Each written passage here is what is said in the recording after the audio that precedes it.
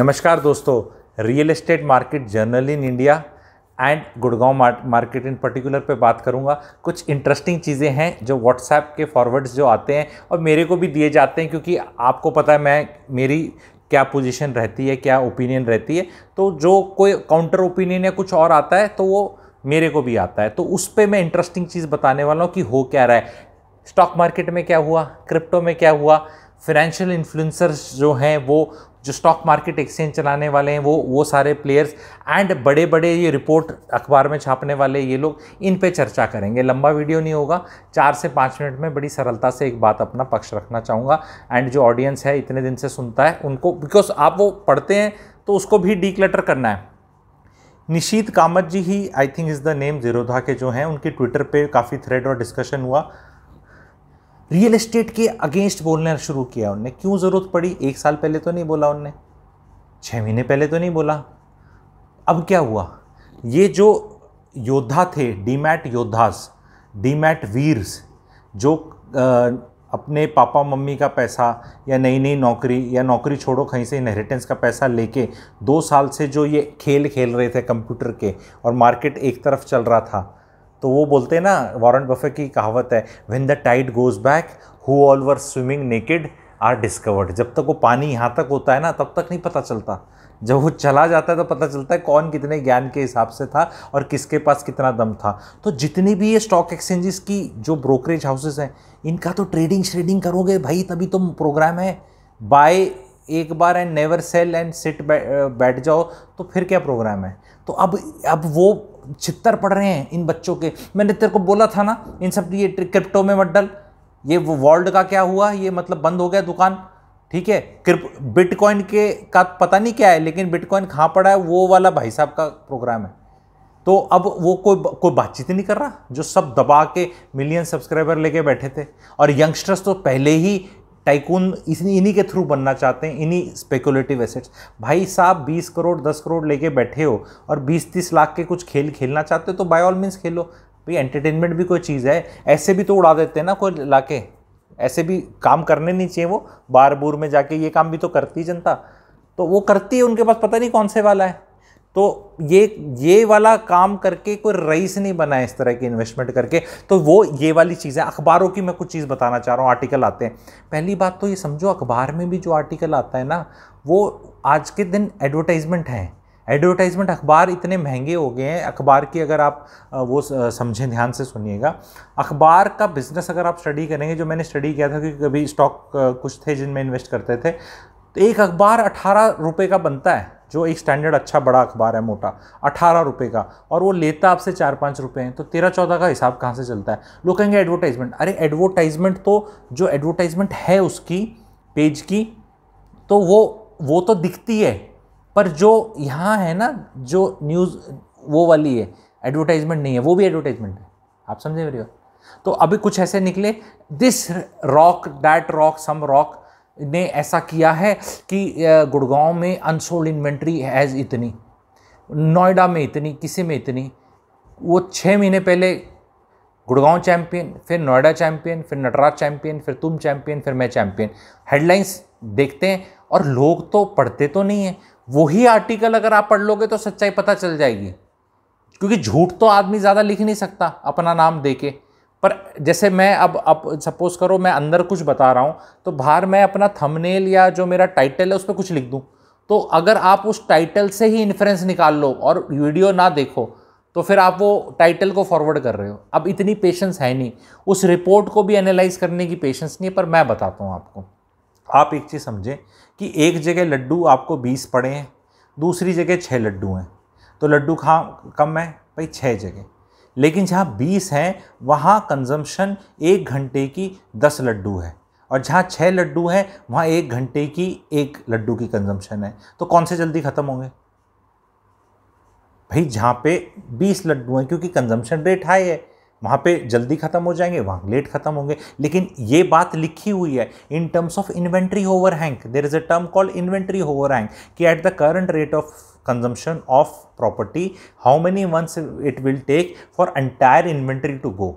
So it is something like कि अगर आप 5 के रन से 20 ओवर में 100 रन पे बैठे हैं, तो अगर आप 5 के रेट पे ही चलते रहेंगे तो 50 ओवर में आपके कितने रन बनेंगे भैया? 250 रन बनेंगे। तो वही इन्वेंट्री है। इन्वेंट्री मान लो कितनी बची है? 20,000 यूनिट। आपका 20,000 यूनिट, आपका एक क्वार्टर का कंजम्पशन है 4,000 यूनिट्स, ठीक है। तो एक क्वार्टर 3 महीने का होता है, तो भाई 5 अगर वो हैं, 5 क्वार्टर हैं 4,000 के रेट पे, तो 15 महीने में ख़त्म हो जाएगी। ऑल टाइम लो चल रहा है दिल्ली एनसीआर का, 28 महीने पे आ गया है, जो पिछले साल 2021 में 83 मंथ्स थी। वो strike rate Hardik Pandya type batting हो रही है, या जो भी आपका ऋषभ पंत मारता है आजकल, मैं एक्चुअली देखता नहीं ज़्यादा, ठीक है। तो जो छक्के चौके कौन मारते हैं आज के दिन? लड़के, ठीक है। तो वो जो बैटिंग हो रही है, अब वो 28 महीने पे आ गया है। अब आपको पता है नई प्रॉपर्टी लॉन्च हो तो उसको बनने में 4 साल 5 साल लग जाते हैं। दीनदयाल टाइप भी जो आती है, इनमें भी 2.5-3 साल लगता है। तो 28 महीने का ही बचा है। तो इस रेट पे there will be suddenly be a mismatch. And बाकी जो जितनी भी एजेंसीज हैं, आपको मैं एक चीज़ बताना चाहूँगा, मैं वेबिनार्स भी करूँगा, इन्वेंट्री को समझना मुश्किल ही नहीं, नामुमकिन है। एक प्रोजेक्ट है, 500 फ्लैट है, लॉन्च ही 300 करे, 200 करे, मार्केट में बेचता ही नहीं, तो 300 अनसोल्ड भी हो सकती है, वो सेल ही नहीं कर रहा, उसको वो सेल करनी है 2000 फुट में, बनाना 4 साल में है उसको। अगर मैंने एक नया लॉन्च आज कर दिया तो क्या प्रोजेक्ट पहले दिन अगर 1000 यूनिट है सोल्ड आउट हो जाएगा?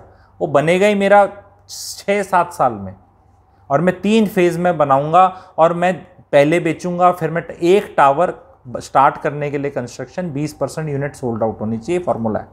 तो अगर एक टावर में 100 फ्लैट हैं लेट से, तो मेरे को 20 बेचूंगा, उस दिन मैं इसका गड्ढा खोदूंगा। उससे पहले मैं नहीं खोद सकता, जेब से पैसे डालने पड़ेंगे। और लोग जेब में पैसे लेके घूम रहे हैं, रियल एस्टेट में इतना पैसा आ रहा है, उन्हें 20 बेचने की भी ज़रूरत नहीं है।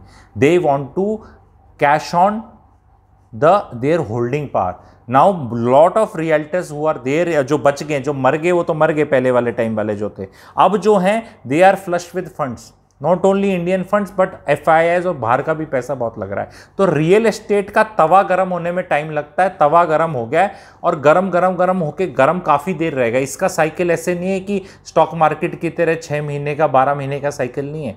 अप ट्रेंड में इसका 3-4 साल का पीरियड है। एंड फिर उसमें जब सारे नए शेयर्स, जब तक आई एम वेरी हैप्पी जब आके नेगेटिव करने वाले लोग बहुत आते हैं, क्योंकि जब नेगेटिव करने वाले बहुत आते हैं तो इनकी संख्या भी बहुत है, और इनकी इन्फ्लुएंस में नेगेटिव होने वाले भी बहुत हैं। It is very healthy for real estate, क्योंकि बहुत जेंट्री, बहुत लोग, बहुत पॉपुलेशन इज देयर जो नेगेटिव कर रही है और हो रही है, which is a safety margin.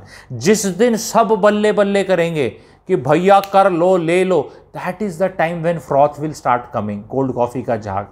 अभी we are quite far from there, that happened. Now stock market में people thought there is only one way. भी कोई कंपनी क्या ग्रो ही करती रहती है, कोई पेड़ जो होता है वो क्या आसमानी छूता है? ग्रोथ का भी तो एक प्लेट्यू आउट होता है, फिर नए सेक्टर आते हैं, नई टेक्नोलॉजी आती है, नई कंपनी आती है, नए नए लोग आते हैं, फिर वो दोबारा कुछ करते हैं और फिर वहाँ पैसा कमाया जाता है। तो क्या स्टॉक मार्केट को मैं बोल रहा हूँ ख़राब है, पैसा मत डालो? अरे भैया बहुत अच्छा है, आई एम इक्विटी का है, बहुत अच्छा है, बहुत ही अच्छा है।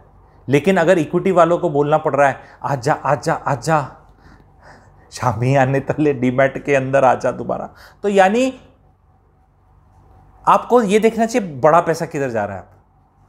कभी भी रियल एस्टेट वर्सेस इक्विटी मत करो, सब लोग वो ले जाएंगे भाई। लड्डू दोनों भी खाओ, खीर भी खाओ, हलवा भी खाओ और दूसरी जलेबी भी खाओ। ये either or, this that, pros con, this versus this मत करो। यंगस्टर हो, सबसे पहले एक बेस ले लो, और जब वो बेस सुरक्षित हो जाएगा उसमें दोनों खेल खेलो। फिर ये EMI भी जारी है और मैं इन्वेस्ट भी कर रहा हूँ, क्योंकि मैंने अगर अपना पूंजी यहाँ डाल दी तो यहाँ ग्रो नहीं हो सकती। दोनों चीज़ को यूज़ करना है। एंड पेरेंट्स जो बच्चों को डांट रहे हैं, मैंने बताया था ना तेरे को मत डालना क्रिप्टो में, मैंने बताया था ना तेरे को ये इनमें स्टॉक में मत डाल, कम हो गई होगे, मत डांटो जी। अगर आपके बताने का तरीका ठीक नहीं था या आपकी नॉलेज ठीक नहीं थी, आपका लड़का अगर किसी और चीज़ में इन्फ्लुएंस था या लड़की थी, एंड पहली बात तो गलत थे नहीं, it is just a cycle, they are putting that money somewhere. Yes crypto is speculative, ठीक है, but that bitcoin itself and that blockchain technology itself is good, but this thing is good, but जो इसके intermediaries हैं। और जब एक चीज़ और बता दूं, आज खुल के बता देता हूँ, गवर्नमेंट का रुख देखो किधर है, गवर्नमेंट मुखिया है, उसको अगर नाराज़गी है ना क्रिप्टो से, तो भाई वो चीज़ नहीं चलेगी। चाहे कितनी ब्लॉकचेन की आप वाह कर लो, जो मैं भी करता हूँ, बिकॉज टेक्नोलॉजी बिल्कुल सही है ब्लॉकचेन एंड उसकी बहुत यूटिलिटी है, it is future, it will do well, but that still doesn't mean, and bitcoin itself has got its own system and good, but then वो मैं रखता किधर हूँ मेरे भाई। अगर कोई बोले रुपए में क्या है, रुपए तो बहुत अच्छा है, रुपीज़ तो अच्छा है, बट वो डाल दिया आपने उस बैंक में, जो आपको पता है कुछ बैंकों का क्या हाल है, और फिर वो बैंक ही ख़त्म हो गया, तो रुपए तो नहीं गिरा, रुपए तो ठीक था, वो तो चीज़ ठीक थी, लेकिन आपने जो डाली थी अब वो आप बोल लो दो कहता मैं खा सकता, अटक गया आपका पैसा, आप और नहीं डाल सकते, आप निकाल नहीं सकते। अब कौन करेगा? अब नॉर्मल बैंक में हो जाता है तो गवर्नमेंट आ जाती है बीच में, कुछ इंश्योरेंसेस भी हैं, कुछ पैसे तक भी, लाख रुपए 2 लाख रुपए, इतना पैसा डला है तो उतना इंश्योर्ड होता है, वो आपको मिलता है। पर क्रिप्टो के अंदर किसी ने, गवर्नमेंट तो कह रही है, मैं तो पहले ही बोल रही थी तुम इन चक्करों में डलो मत, तो किसके पास सुनवाई होगी आपकी? तो वो चीज़ तो गलत थी, बट क्या आप एज ए पेरेंट आप ये चीज़ समझा पाए अपने बच्चों को? और नहीं समझा पाए तो आपका फेलियर है। अब आप उस पर डांट नहीं सकते बच्चे को। अगर वो आपका बच्चा किसी गलत चीज़ में, किसी गलत से इन्फ्लुएंस हो रहा है, तो आप क्या कर रहे हैं? तो वो उससे you can't run away. Youngsters से मेरी गुजारिश है, एडवाइस है कि अपनी लाइफ का एक बेस बनाओ खड़े होने के लिए, कि वो उससे नीचे कभी नहीं जा सकते। उसके बाद जैसे जैसे उम्र बढ़े, जैसे जैसे पैसा आए, तो एग्जॉटिक इन्वेस्टमेंट कर सकते हो। एग्जॉटिक इन्वेस्टमेंट समझते हो आप? एग्जॉटिक, पता नहीं क्या खरीद रहे हो, stamp, coin, antique, art, furniture, 68-69 चीज़ें हैं मेरे पास, लिस्ट है ऐसी एग्जॉटिक अच्छी हैं, और वो फिजिकल हैं, उनमें स्पेकुलेशन भी नहीं है। They are not like your some button दबाया डिजिटल, ऐसा फिजिकल आपको दिखेगा, मतलब ऐसे कुछ चीज़ दिखेगी आपको, मतलब you can touch this thing, ऐसे ये जैसे है, मड आर्ट है, कच है, कुछ है, तो बहुत चीज़ें। पर उस लेवल पे पहुंचने के लिए नीचे वाला सॉर्ट आउट कर लो ना पहले, अपना नीचे वाले को अपना सेट करो। तो मैसेज ये है कि जस्ट किसी चीज़ को मिले, प्लीज़ कोई भी चीज़ मिले उसको पूरा पढ़ो और समझो कि कवि कहना क्या चाहता है। जिस दिन आप ये समझ जाएंगे कवि कहना क्या चाहता है, कोई भी रिपोर्ट आई, हेडलाइन नंबर्स हैं, एंड बहुत लोग मेरे subscriber, I am so happy, 100 लोग फॉरवर्ड करते हैं तो उसमें से 40 या 50 लिखते हैं कि ये जो लिखा है ये तो हेडलाइन एंड आर्टिकल में कोई मिसमैच ही नहीं है। They are not even telling about what is the run rate consumption of this. Another thing what is happened is, जो पुराने जो कुछ प्रोजेक्ट्स थे तेजी के मार्केट में, वो खड़े हो गए, उनको राइट ऑफ ही कर दिया था किसी ने, वो अब दोबारा खड़े हो रहे हैं। जैसे मेनर वन हो गया आपका, टाटा वो sorry not this thing, capital gateway करके, I wrongly use the word Tata का कोई इशू नहीं, ठीक है।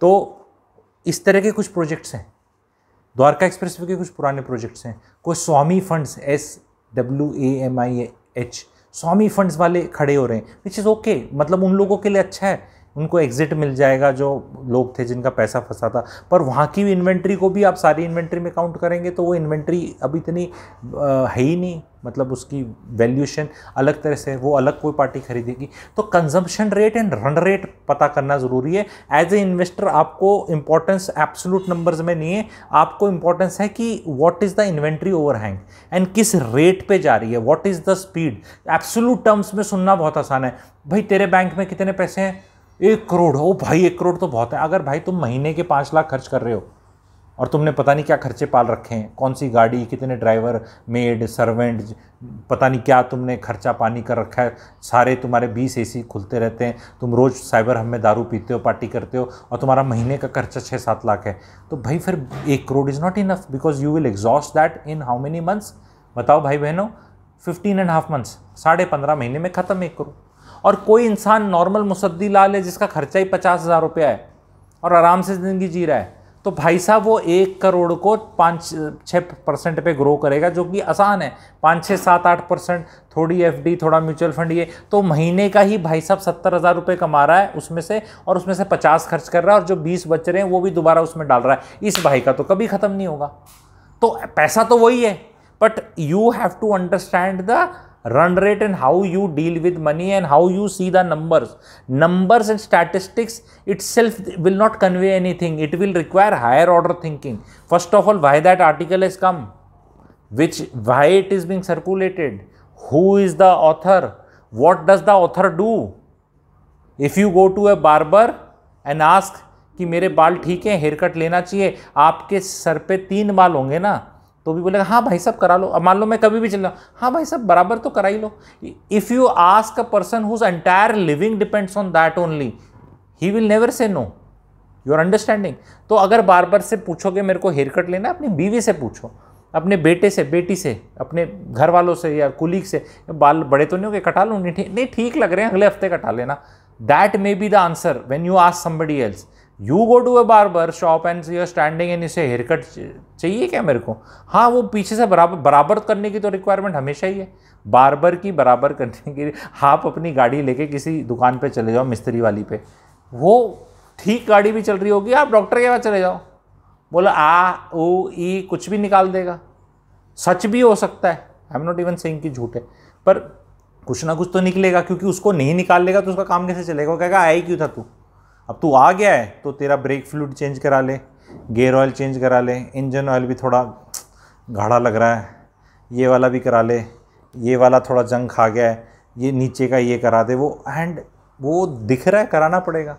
ठीक है। So I hope you understood this larger message and ये अपने में एक परिपक्व वीडियो था for whatever is happening, and you have to connect the dots and not get impressed by Twitter, one chap saying this, one chap saying that। Stock market वाला जो बंदा जिसने डीमैट अकाउंट खुला रखे हैं 1 करोड़, वो तो यही बोलेगा आजा आजा डीमैट के तले आजा, क्योंकि वो जनता भाग रही है। मैं बिल्कुल नहीं कह रहा कि डीमैट में नहीं होना चाहिए और शेयर नहीं लेने चाहिए और बेकार और ये अच्छा है, बिल्कुल नहीं, because I am an observer. मैं ये देख रहा हूँ लोग कहाँ जा रहे हैं, स्मार्ट मनी कहाँ जा रहा है, डम मनी कहाँ जा रहा है। मनी भी अलग अलग तरह का होता है, इस पे वीडियो चाहते हैं आप, एंड आपको कौन सा मनी फॉलो करना है, दो फॉलो सारे करने चाहिए, बट हर मनी का एक रिजल्ट होता है। स्मार्ट मनी, डम मनी, DUMB, डम मनी भी कहीं जब जाता है वहाँ भी कुछ क्रिएट करता है।